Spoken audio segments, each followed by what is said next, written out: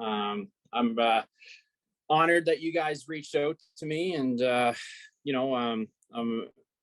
did a presentation similar to this this past summer talking Nova Scotia. So I take great pride in team building and culture, and I think that that's key to establish anywhere you're at with any profession, whether it's hockey or anything else. I am currently trying to figure out how to share my screen. I'm using my iPad, and I usually, let's see here. All right, I think I can get it here.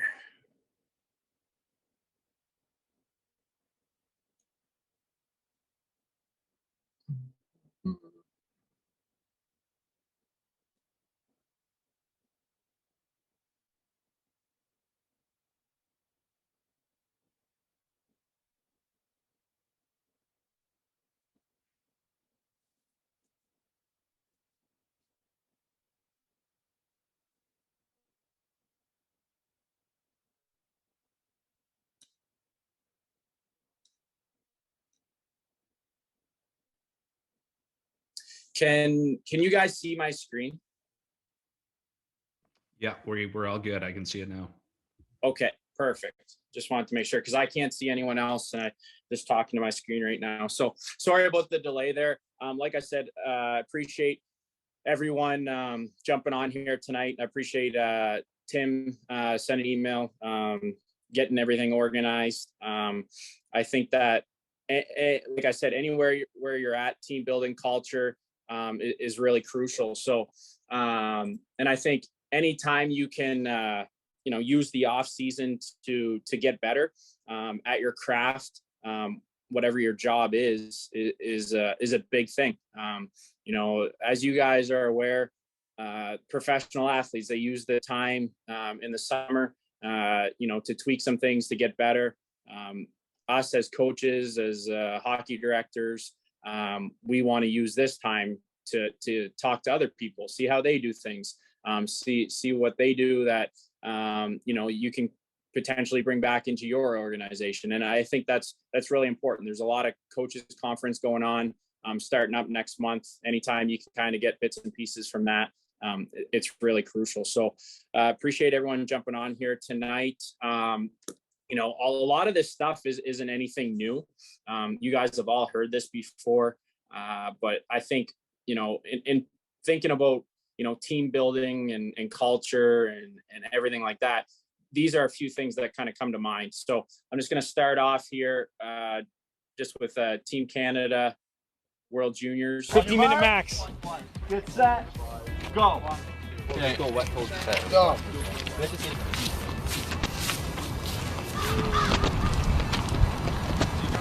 Here we go. Okay, 11:41. That's it. Figure it out. 15 minutes. Starting.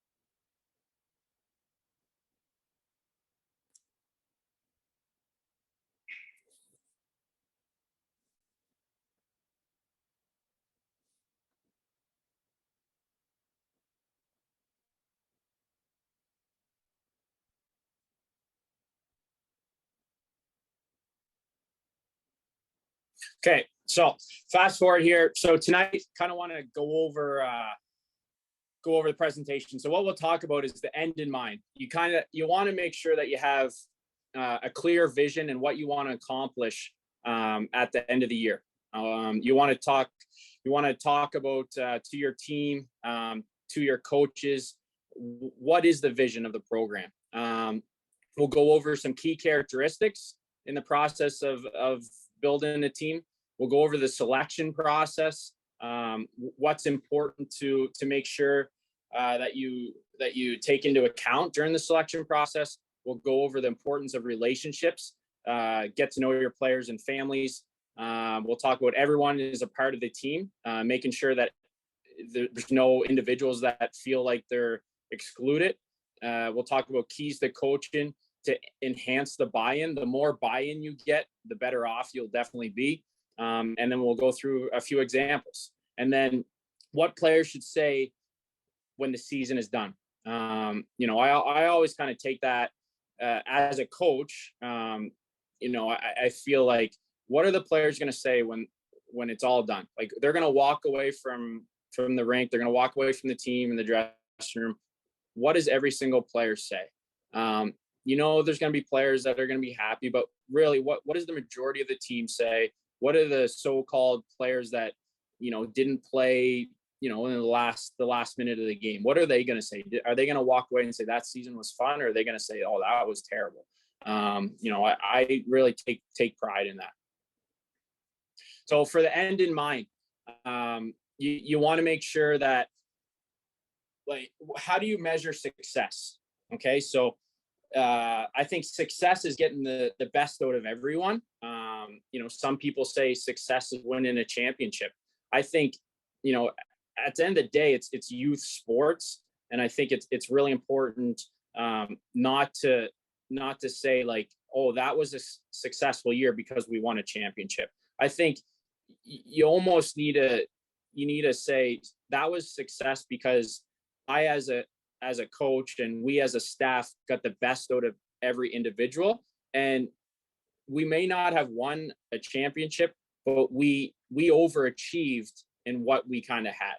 And I think if you're able to do that, that's great. And in order to do that, you need everyone that's working together.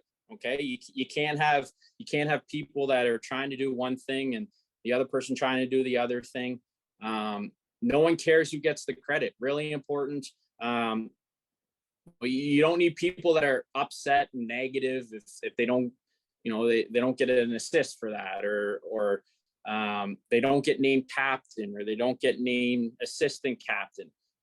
You need those players that have high character and don't care about certain things. Teammates, staff held accountable. You can't let people slip away.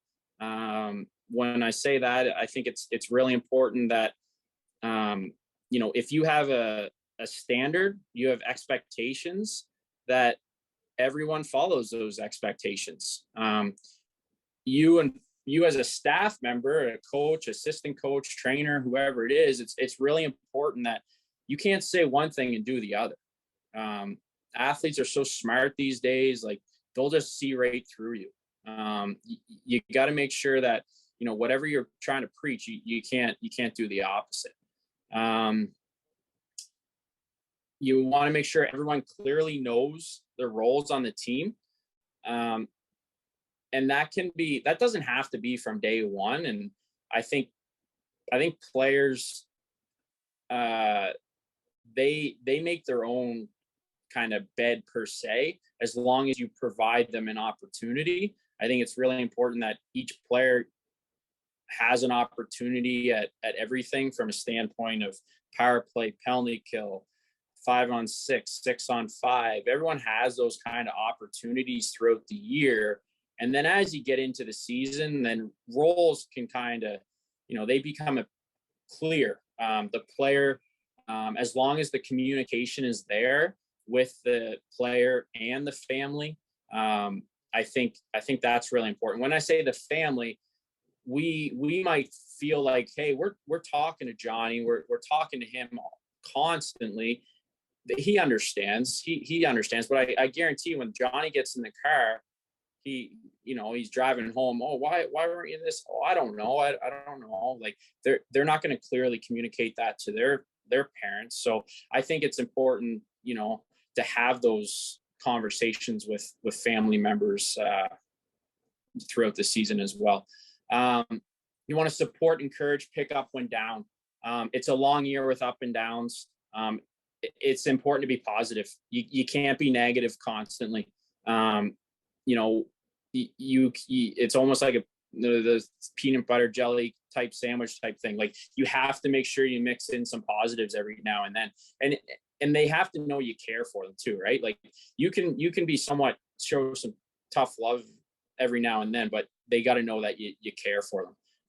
It's like a roller coaster. Seasons are like roller coasters. There's up and down with emotions. End in mind, you want to play meaningful games towards the end of the year. That should be a goal of every team. You want to play meaningful games. And then, obviously, like I started out with, how do you measure success?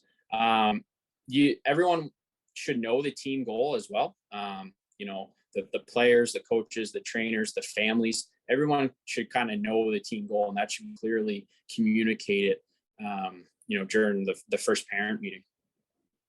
Key characteristics that you should look for in players, and I guess not just players either. Like, you should look for this within your coaching staff that coaches your teams. You should look for this within your athletic trainer. You should look with this with your sports performance coach. You want to make sure that you trust the individual. You want to make sure that they have energy and passion. We're working with youth kids. They feed off of energy and passion. You have someone that's doesn't have the high fives, that doesn't bring that positive attitude, that doesn't bring the energy, the kids are going to feed off that. Where vice versa, you have someone that's buzzing around on the sheet, that's barking, that's instructing, that's making sure everyone's moving, a lot of puck touches, that will create a positive buzz. You want to have good leadership. So you want to have someone that has a good vision, a good plan. You want someone that's going to be humble. It goes back to who cares who gets the credit. You want someone that's going to be humble. And then, you talk about culture. What is your club's identity? Well, essentially, like, it's your actions on and off the ice. How do you treat the Zamboni driver? How do you go in the community? How do you treat everyone? It's your habits when you practice. It's your habits upstairs in the gym. It's your habits away from the rink. What style play do you guys want to be known for throughout your organization? Do you want to be relentless? Do you want to be a softer skilled team? Like, whatever you guys practice and encourage out of the club teams, that's usually how you're going to play. You want to have a good attitude, and you want to have good character at the end of the day. Just pulled this off of Twitter, learning from the best. There was a tweet from Boston Bruins, just being a culture enhancer. I think that Brad Marchand, and I put this in here, obviously from Nova Scotia, I think he was trying to be a culture enhancer in this particular situation. So this was at rookie development camp, I believe. And the quote, you guys can read it. It was a tremendous having Brad Marchand here yesterday. Forward Curtis Hall said, even when we first got to the rink, we were here around 7 a.m. to do some testing. We had a bite test, and then he was there. He went on and he did the test with them. So that's a culture enhancer. Like, all those rookies, they see him doing that. They're like, oh man, we're gonna do that, and we're gonna do it harder like that. They're just gonna buy in. Going back to culture, you look at college hockey. You look at Minnesota State versus Minnesota. Both are really good programs. Both have success. Both, you could kind of say, have different kind of cultures or different kind of recruiting type, areas that they focus on. So you could say Minnesota State, they're older. They're more on like B+ players. They're older players that do the little things right. Where you look at Minnesota, they might young blue chippers, right? They're wheeling and dealing. They're playing the game, the fast up tempo. Whereas, Minnesota, not to say Minnesota State doesn't, but they're more older B+ type players. Both are really good programs. Both have success, but you got to find what makes your program tick, right? What makes you guys great. And I apologize for the videos. When we started here, the Hockey Canada video didn't work, so I'm not sure if these will, but we'll give them a go. Team selection process. You want to pick players to make the best team and not the most talented. So, it's sometimes hard to, like, I've been in situations where I've taken the talent and you walk away and you're like, you know what, I probably would have been better off picking the player that wasn't as, glamorous or appealing, but you know what, long term, they probably, they might have been better in the dressing room, B, they might have been better during practice. So it is a tough one, to pick the players that make the best team and not the most talented. And within youth hockey, obviously, you got to be careful with that too. You want to, especially at the younger ages, like you want to mold the player to, if they have the proper talent, you want to mold them and make sure that they have the other characteristics as well. Within a team, once the team is picked, your top player, your so-called top players they need to do it the right way. If they don't do it the right way, it's going to be tough. Right. And then in saying that, like, if the club, those at the top, those that are running things, they don't do it the right way, chances are the coaches below you aren't going to do it the right way. And if the coaches below you don't do it the right way, then, you're sure as hell the teams that are associated with you aren't going to do it the right way. So it's really important. Like, it all trickles down. Here's another tweet from Tampa Bay talking about Alex Killorn.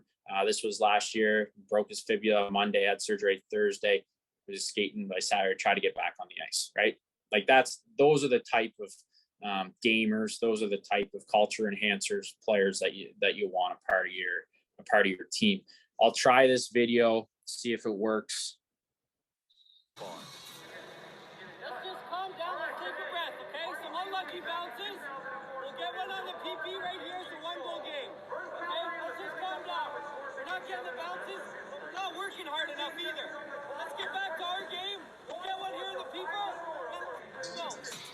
Kucherov right circle. Kucherov fires.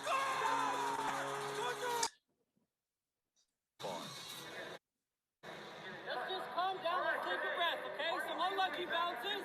So I'm not sure if you could hear that, but it was Stamkos just yelling, barking at the bench, like, hey, we're not getting the bounces. Let's stick with it. Keep going. Trickle one there. Rust able to set it up for Malkin. 2-on-1. Malkin across.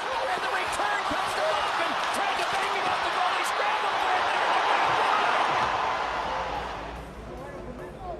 it. Hey, guys, like, I think he knows. Like, save, go give him a tap. It's okay. We're getting another chance. Don't worry about it. Keep going. You'll get another one. Let's go. Okay, I hope you guys can hear those. Another thing, you want to do, when you're picking your teams, when you're picking your families to be in your club, you want to do your own research on potential incoming players. Like, you want to have conversations with them. You want to ask them certain questions that, they're kind of, bait type like questions to see where their head's at, right? Like, if you only get, so and so many points, like, how does, like, do you pride yourself in points, or like, what do you pride yourself in? Like, try to bait them into certain questions that might create a red flag, and then that they might not be the right fit. Another thing, like, if players are coming in, have returning players reach out to welcome them. Little things like that go a long way. So I think it's really important, throughout the team selection process, just look for players that are unselfish. Don't let them fool you. You don't want to be a month or 2 months into the season and then, you got fooled, right?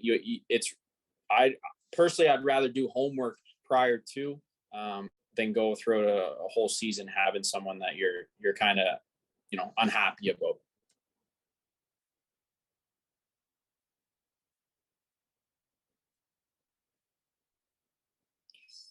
Get to know your players. As you can see here, I just picked this off Twitter. Another thing, like a lot of coaches spend so much time in X's and O's and not enough time with the relationship, establishing the relationship and learning about their player. On the right side here, this is just a link that I send out to players. Just have them fill out just to try to get to know them a little bit more, and then try to get to know what they're doing during the spring and during the summer. And then I also have, towards the end, like this doesn't apply to all age groups, but who's your advisor if they have any? What's your Instagram accounts? Do you kind of keep track on, make sure they do things the right way? So right now I actually collected this. They're all submitted. I'm having the individual meetings with my team for the upcoming year right now. So I think it's really important that, you get to know them on a personal level. Do they like to go fishing? Do they like go ATVing, or are they just all complete hockey? I think it's really important. Then, if you have an atmosphere where you're able to set up the dressing room, then maybe if there's two guys that like to go fishing, they don't even know each other, then you put them together, right? And then, you get to know them a little bit. You want to invest a lot of time in that. They also need to know how important they are to the team. It's really important that they understand what they bring for the team to have success. And you want to empower them. You want to create situations where they'll get confidence. You don't want to be a confidence sucker as a coach. You want to be a confidence builder. I think it's really important to make sure that those players, everyone talks about confidence, and sometimes you bring people in, I don't have any confidence. Well, it's your job to kind of help create that somehow, whether it's in practice, whether it's in the locker room, having a conversation with someone, whether it's showing a video clip, whether it's texting the player, like, great job during this battle. Like, we've been talking about this the last little bit. Those are certain things that are really important. I think having your door always open. So from a coach, from a person that oversees an organization, I think making sure that everyone knows that the door is always open. And here it's literally open. My office here is one of the first offices as you enter the building. I try to have it open as much as possible. Try to say hi to every family that walks by. Making sure that, that there's relationships that are being built, because no matter what in life, like, relationships are things that keep things together. Walking in the dressing room, chatting with the players. I know Tim asked me to do this presentation, and when I was thinking about it, like, get to know your players. And one thing that the Macs do that is really good is they don't forget a birthday, right? Doesn't matter if it's that year or 5 years before, like, they don't forget a birthday. And who here, like, when it's your birthday, someone says happy birthday, you like that, right? Like, that's something little that goes a long way, right? So if I think they do a great job at that. Another way to get to know your families from an organizational perspective, we host a welcome weekend. So ours is usually in the middle of August. So last year is August 14th, August 15th. So this is just a snapshot of a Saturday. So what we do here is, we want to create a sense of pride within our organization. This allows everyone to meet each other from squirt minor, so novice all the way up to midget, boys and girls. There's on-ice testing that we do, just like baseline testing. There's off-ice testing that takes place. Each team has a practice. There's organizational meetings, so just to set the expectations, set the what is expected out of each team, what is expected out of each family. Like, it's not all hockey either. It can be, hey, we expect you to volunteer X amount of time. We expect you, this is how we expect you how to operate within our facility. This is how we expect you to operate when you're traveling. There is a code of conduct. There's a standard that comes with being part of this organization. And you might not know it, but if you walk around and you have a jacket on that has a certain logo, then you're representing that organization. And you might be standing up on the glass, you might be talking to someone, there might be someone that you have no idea who it is beside you, and you're just blabbering, and if it's not positive, that's a negative thing that goes against the organization. So like how do you operate so it doesn't look bad upon yourself, organization, or your kid for that matter. So we have a series of meetings. Sometimes we have College Hockey Inc. come in, we have USA Hockey come in, and then we talk about our goals and our vision as a program, top to bottom. What do we want to accomplish? And a lot of it comes back to development. A lot of it comes back to making sure that the testing scores, making sure that those increase throughout the year. A lot of it comes community oriented. We want to go out into the community. We want to make sure that we have a presence there. We're fortunate enough to have the Pittsburgh Penguins Foundation contribute to our organization. And part of it is we want to go out in the community and make sure that we give back. Yes, we want to develop the skills and everything. We want to develop an overall individual that people aren't going to go play in the NHL and make a living in hockey. Like, far and few are. Those that do, that's great.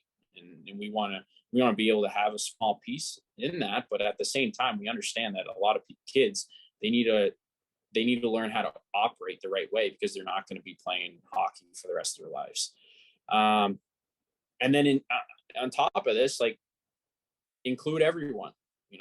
Don't just have the families and the players. Like, include everyone, include the billets, include the trainers, Zamboni drivers, staff, sponsors, include everyone, make them feel a part of it. Everyone is part of the team.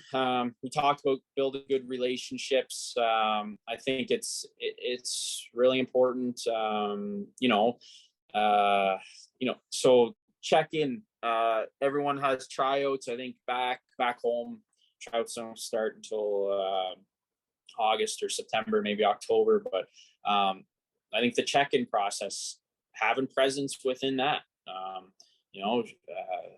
making sure that when everyone checks in, like, you're there, you have presence, you're introducing yourself, you're thanking them for coming. I think, going back to tryouts, it's really important to understand, like, who is coming to your tryouts. Don't just pick up a sheet and say, oh, that's great, we have 40 kids coming to tryouts. Like, who are they? Do some homework on who they are. It's really important to know who's going to be potentially a part of your team. I think, like you said, hold parent meetings, be clear on the expectations, making sure that everyone understands what the vision is. And then obviously the bullet points here for making sure everyone's a part of the team. We talked about making yourself available, point out positives. Communication is key. Group chats, managers. You have managers for your individual teams. Maybe sometimes you give them a little extra, a Visa gift card for doing a great job. Those little things go a long way. If someone went out of their way to volunteer, make sure you recognize that. Coaches need to lead by example. You can't have coaches getting on the ice late. You can't have coaches leaning on the boards. It's really important that they're energy providers. Monthly newsletters, sending out something from a organizational perspective. Here's what we accomplished this month. Here's what we're looking to do next month. Here are some important dates. Here's the alumni news. Anything that you can provide to, what's your message? What do you want to create? Here's someone that went through the program top to or bottom to top, and here's what they're doing now. I think highlighting whether it's hockey or whether they're doing well business wise is important. Including parents, they like to help out. Sometimes the busy parents that are, that are maybe always on you, or give them a task, give them something to do. And then you hear from them less sometimes, right? They're just busy doing that. Give them something to do. Make them feel involved. It can be as little as they're the video coach or they're whatever, but just make them feel as involved as possible. I think, when you're on the ice, be a coach. I think players want to be held accountable. Players want to get better. They want to be coached. And then when you're off the ice, be personal. Be an individual that's approachable. And it might take some time for players to adjust, but when you're on the ice, like, hockey isn't, it's an expensive sport, right? Parents drive far to drop their kid off. They want their kid to get better. They want their kid to be coached. They want to see the development. So you have to make sure you bring that, but off the ice, don't be old school and not be personal. Like, you have to make sure that you interact. Some keys: you can't have two sets of rules. Once you have two sets of rules, then you're it's tough. You can't have your goal scorer doing one thing and someone else doing the other thing. Like, players see right through that. You got to make sure you hold everyone to the same standards. So you got to be consistent and true. Make sure that everyone's treated fairly. Don't make certain things easier for others. Focus on the process. Do not let the noise get to you. Lots of people hope you fail. Don't listen to the noise. The only thing that really matters is that you don't cheat the man that you look in the mirror, right? You don't cheat the person that you look through. It's really important that, don't let the noise get to you. As a coach person, you have to be eager to learn and be open. That's something that, I mentioned at the start. Really important that you're a lifelong learner.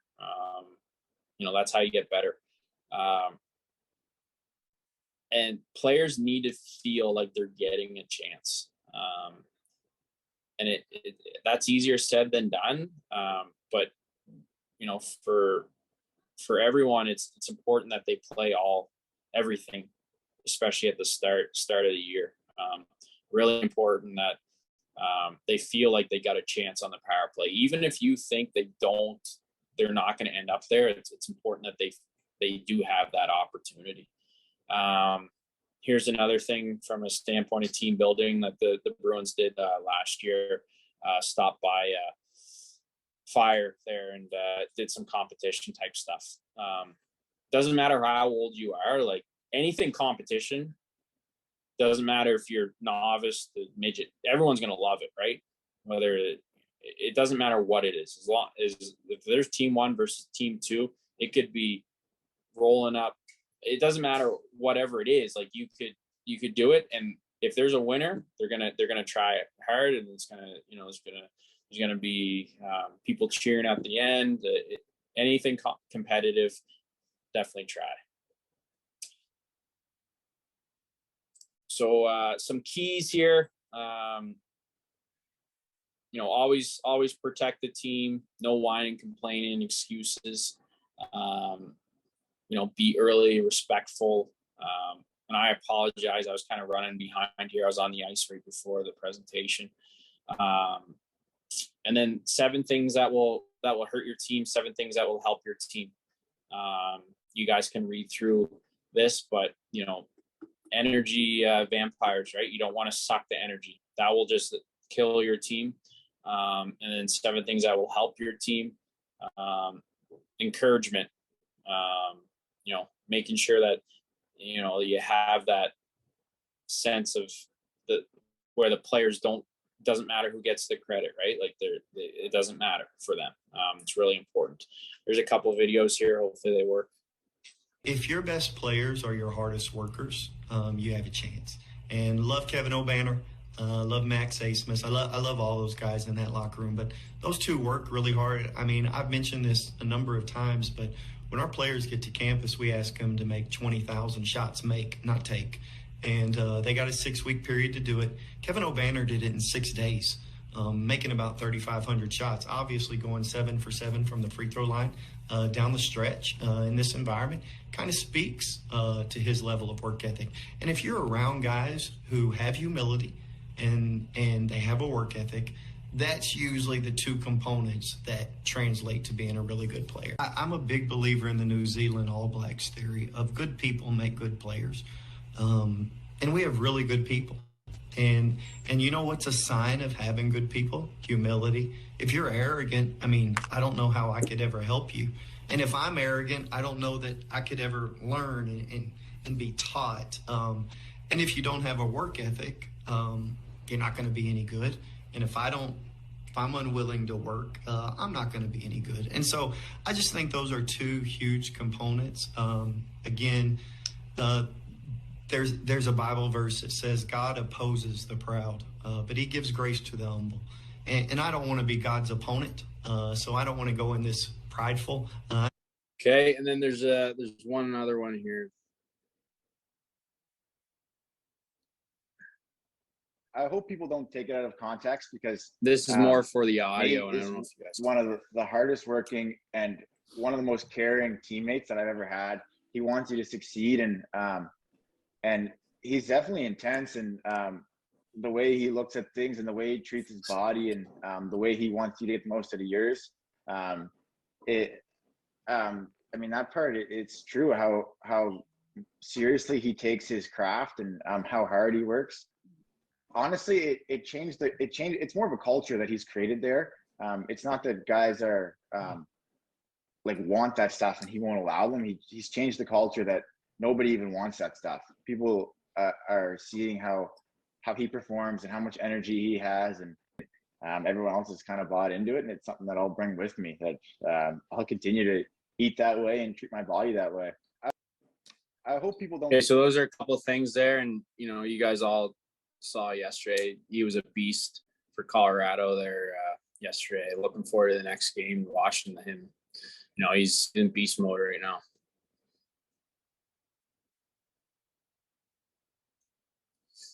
Examples. Thursday past that, I know them when I played junior hockey. I'm sure you guys know Claire Melanson. They invited us over every Thursday to their home, and Janet made lasagna every Thursday and had 5-8 players over, and it was awesome. Just helped kind of create that bond within the team and the coach. Congratulate individuals on making the team. So when you guys are picking and selecting your rosters, how are you going to congratulate them? Are you going to have a coach call them individually, and or are you going to make an announcement? Like, think about how you're going to congratulate individuals and make a team. Are you going to have the coach call the parents, and then the parents break the news to the kid? Those things are kind of neat. And then do they do a video and then you share it with the team? Volunteer anytime you can volunteer, give back. That creates kind of team bonding. We always do this 6.6K Lemieux run downtown.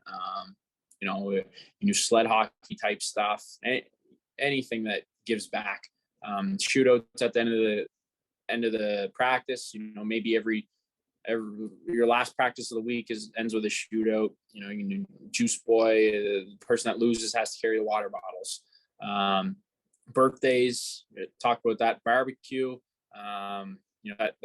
We do a barbecue for welcome weekend. That's part of the welcome weekend. We have a barbecue outside, and every team, every parent rolls through that, and it creates that social atmosphere, the relaxed atmosphere, to kind of sit down and chat with everyone. And it's not just one team; it's the entire organization around. Bowling, basketball, in practice, create forward versus D drills. Have that competition. Make sure there's a winner. If there's, whoever loses is going to skate. That will increase the competitiveness of it. Outside speakers, lining up outside speakers. So, throughout the year for your organization or for your individual teams, having hard hats. And then I put line up here because here's an example of, I'm sure everyone has seen something like this, but players like this kind of stuff as well. Come on, let's going here! Down Captain Bowie Horvath! On his wing, we got Sweet!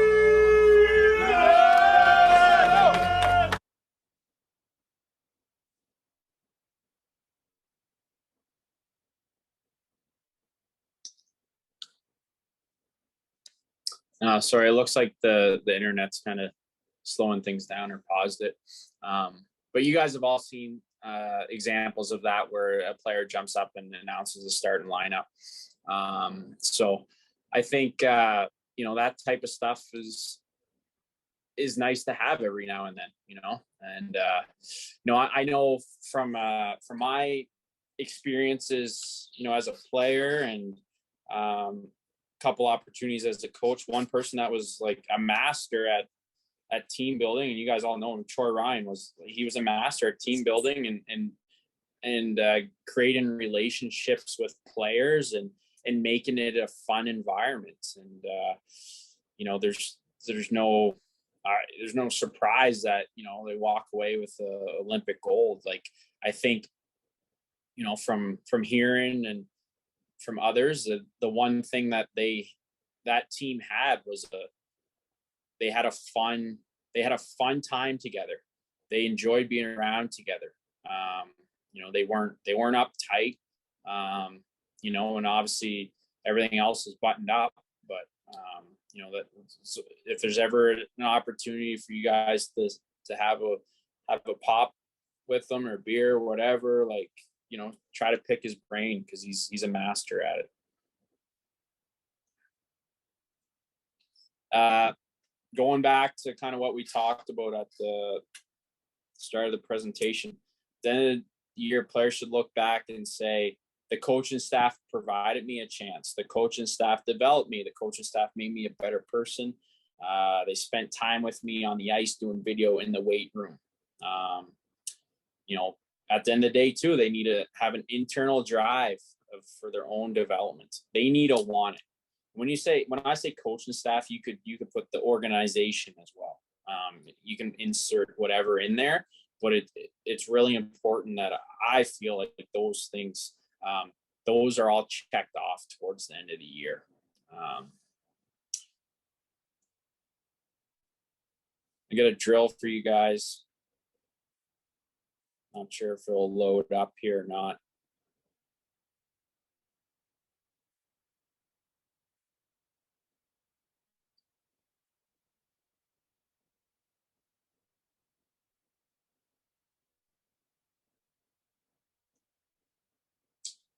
Doesn't look like it's going to load, so it's fine. And then, I thought this was an interesting graphic that I found one day there last year. Some coaches only want the ripe bananas, right? And obviously, from a team perspective, you're gonna have to have some talent to have some success, but you gotta think about certain things too, right? It's not always the green bananas sometimes can turn out to be the best ones, right? So you got to think about certain things, in the selection process of your team, right? I just thought that was an interesting graphic.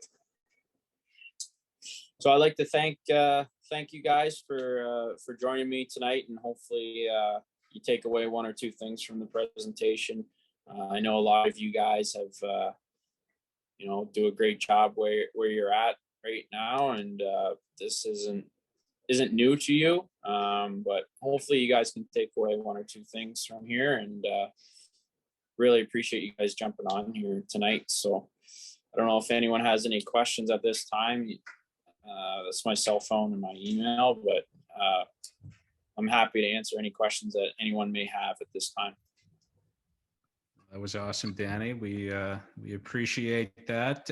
There have been a few questions coming through here, so I'm going to try to go through our list. And you kind of alluded to quite a few of these throughout, but one of the questions that I think was actually sent ahead of time from one of the coaches was maybe just expanding on some of the things that coaches can do to create a team environment when you don't have a lot of off ice time together, when it's just practices and games. What are some of those things that coaches can do to help create that team environment? I think depending on the age, and I don't know what the age is, but like you can have group chats. There's social media, right? Like you can utilize anything within social media and involve everyone.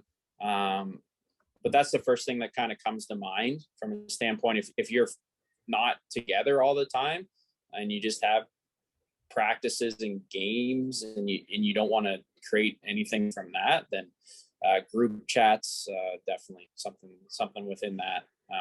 But I also think, like, create those times away from the rink, right? Like create those volunteer opportunities, create the going bowling or something, right? Like try to work those into your off weekends or your schedule. One of the other ones that came in here in the chat: how would you address players that are trying to fool you into thinking they are engaged? For example, players that maybe answer all your questions and seem engaged, but take shortcuts on the ice.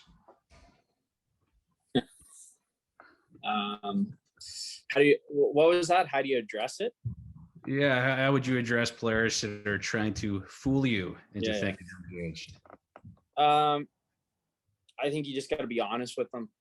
I think you got to be honest with them. If you 100% know they're fooling you, like you have to sit down with them and you got to address it one-on-one and just be like, listen, like I know what you're doing, and the way you're communicating and talking, your actions aren't showing it. So you gotta be better, kind of thing. I think just one-on-one face, chat with them. What is your favorite off-ice team building activity? I'm trying to think. There's one where, you can have everyone write down certain things about themselves. And then they write down one thing that's not true. Right. And everyone, has an opportunity to kind of go through certain things, like I was born, March, whatever, blah, blah, blah. My favorite color is blah. And they write something different and someone tries to guess. I've had, that one's been fun. But there's so many, so many that you can do, but that's one that I've done multiple times that I've, walked away with, and then the players feel like they're engaged and stuff. But yeah, nothing crazy. All right. I think you kind of, you brought up his name here, but I mean, what coach would you say that you've played for that was the best at team building? And I know you did kind of mention Troy already, but maybe you can expand on that a bit more. Yeah, I mean, he was just great. Like, just created an environment that made it fun to come to the rink every day. And we were in New Glasgow and we played at John Brother, and there's the YMCA right beside it. So we volunteered a lot at the YMCA, and it was like you didn't even think twice about getting up early at like 7 a.m. just going volunteering at the YMCA. Like you just, it's just something that was normal, and you knew that you're going to have fun with it. And then afterwards you might go for breakfast. Like, I don't know how to describe it, but it was just, and it was something that like, it wasn't like, hey, these 6 players have to go volunteer. Like, he was picking you up, right? Like was in the driveway picking up. Like he was doing it with you, right? So that's where you go back to the leadership. Like the leadership you can't say one thing and then not do it, right? Like you can't say, oh, be there, and then you don't have presence there. Like he was doing it. He was leading by example, which is just, any guy knows every trick in the book, right? Like cards and everything. Like he can hold court sometimes. It's just fun, Absolutely. No, that's awesome. I know Tim just sent a text here. He said he's going to try to possibly get those videos from me that weren't working. Then maybe he can fire them out to the coaches if that's good with you. So he may, probably reach out after this. But again, thanks. Could you not hear those? Sorry to interrupt. Could you not hear the videos? No, I mean, we could until like froze on you a couple of times, but I'll flip those to you. Sure. No, that's awesome. I think, that was great, Danny. Again, we appreciate it. We'll probably break for maybe 5 here and set up for Danny Heath, our next presenter. So thanks again, Danny. That was great. Yeah. Thank you for having me. I really appreciate it. And I hope it was worthwhile for everyone.